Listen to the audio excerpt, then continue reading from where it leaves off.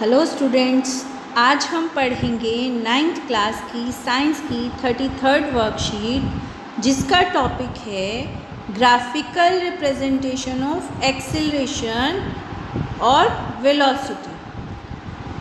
अब देखो बच्चों, 32nd वर्कशीट के अंदर हमने क्या किया था, हमने डिस्टेंस टाइम ग्राफ यूज़ किया था और स्पीड कैलकुलेट की थी। आज हम यूज़ करेंगे वेलोसिटी टाइम ग्राफ और निकालेंगे डिस्टेंस या displacement travelled by an object.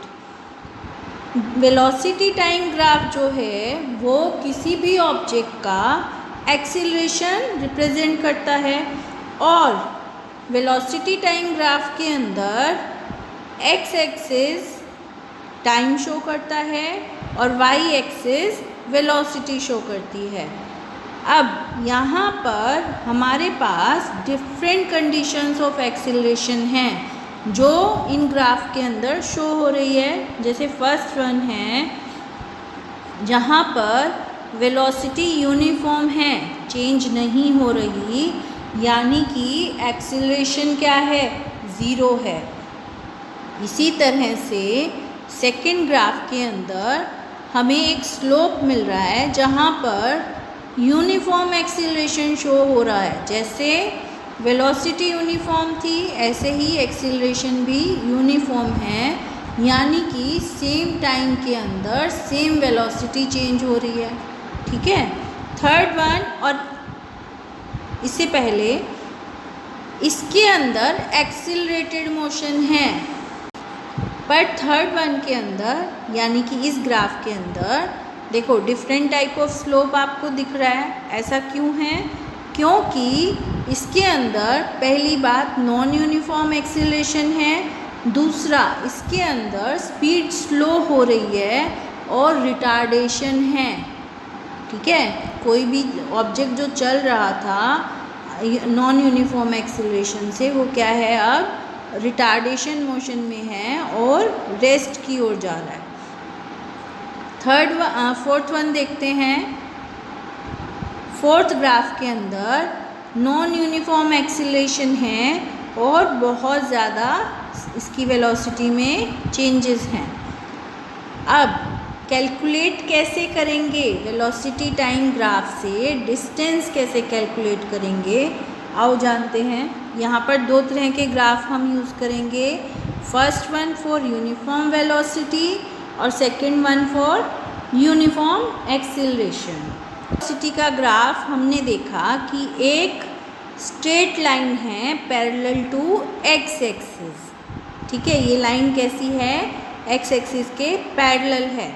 अब इसके ऊपर हमने कोई भी दो पॉइंट ले लिए जिसके बीच का डिस्टेंस या डिस्प्लेसमेंट हमें निकालना है, और उन पॉइंट्स को हमने एक्स एक्सिस और वाई एक्सिस से मिला दिया। अब क्योंकि इसकी वेलोसिटी यूनिफॉर्म थी तो कैसा आया, सेम पॉइंट पर मिलेंगे ए और बी पॉइंट, पर टाइम डिफरेंस आएगा। तो ए जब हमने एक्स एक्सिस से मिलाया तो हमारे पास t1 आ गया, और जब b मिलाया तो हमारे पास t2 आ गया। अब ये जो रेक्टेंगल आई, इसका एरिया जब हम निकालेंगे तो हमारे पास इसका डिस्प्लेसमेंट या डिस्टेंस आ जाएगा। देखो कैसे, रेक्टेंगल ABCD का एरिया हमें मालूम है, लेंथ इनटू ब्रेड्थ होता है। तो लेंथ हमने यहाँ ली AC और ब्रेड्थ हमने ली CD, और इसकी वैल्यूज़ हमने यहाँ पर रख दी। कैसे, AC की वैल्यू 40, इसकी वेलोसिटी, और T2 माइनस T1 जो है 4 माइनस T2 है 4 और 1.2 है T1, और इनकी वैल्यूज़ को जब हम मल्टीप्लाई करेंगे तो हमारे पास आ गया 112 किलोमीटर, 112 किलोमीटर। अब किलोमीटर में कैसे आया, क्योंकि हमारी वेलोसिटी जो थी वो यहाँ पर किलोमीटर पर आवर में दी हुई है और टाइम हमारा आवर्स में दिया हुआ है।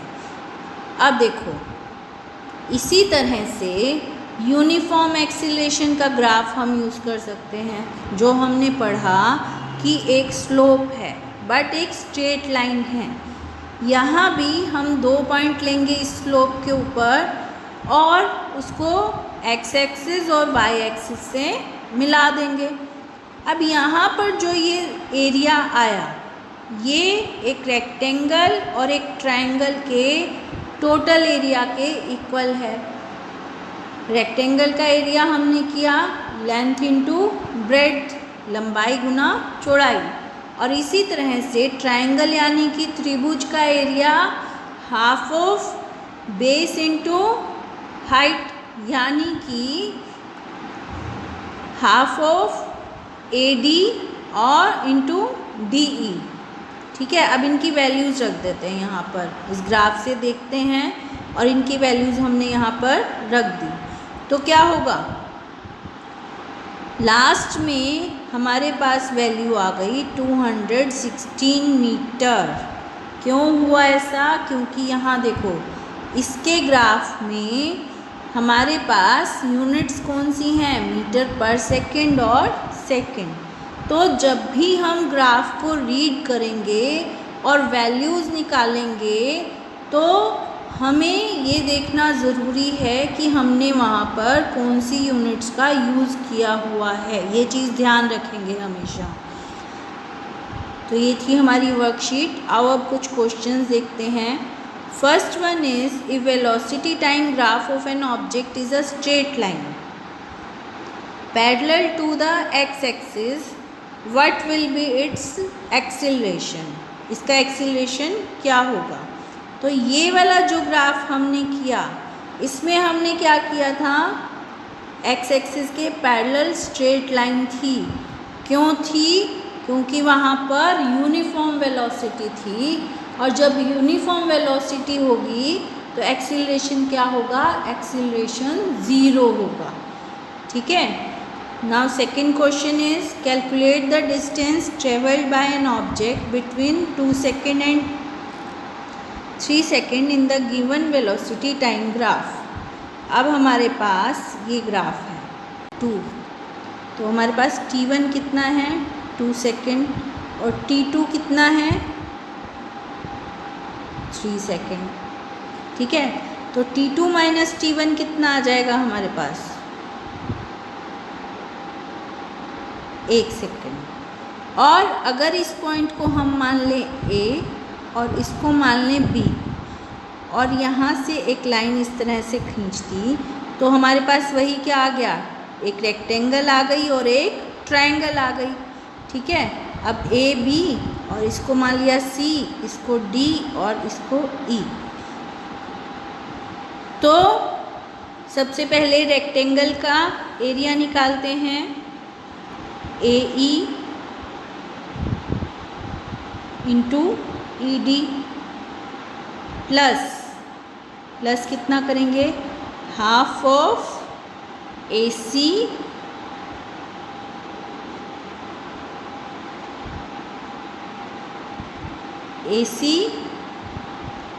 Into BC।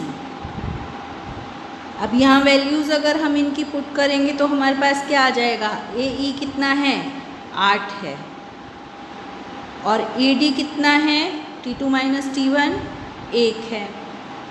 इसी तरह से हाफ इंटू AC कितना है 1 और BC कितना है 4। तो ये हमारे पास आ जाएगा 8 + 2 दैट इज़ 10 मीटर, क्योंकि यहाँ वेलोसिटी किस में है, मीटर पर सेकंड में है। बच्चों आई होप ये आपको समझ आएगा।